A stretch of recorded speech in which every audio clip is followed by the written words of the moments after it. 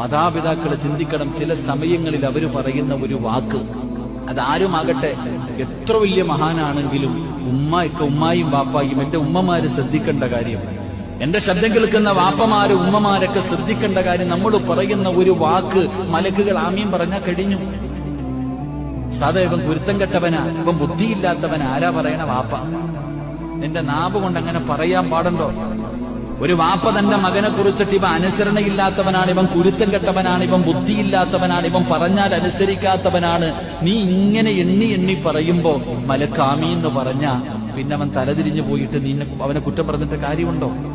ഒരിക്കലും നമ്മൾ പറയരുത് കുരുത്തം കെട്ടവനാണെങ്കിലും അല്ല എന്റെ മോനെ നന്നാക്കല്ല, അതല്ലേ പറയണ്ടേ? അനുസരണയില്ലെങ്കിൽ തല്ലുകൊടുക്ക്. എന്തിനാ നിന്റെ നാവ് കൊണ്ട് പറയുന്നേ? എത്ര വലിയ മഹാനാണെങ്കിലും എത്ര വലിയ മനുഷ്യനാണെങ്കിലും ആ ഒരു വാക്ക് ശാപം വല്ലാത്തതാ. അള്ളാഹു കാത്തിരക്ഷിക്കുമാറാകട്ടെ.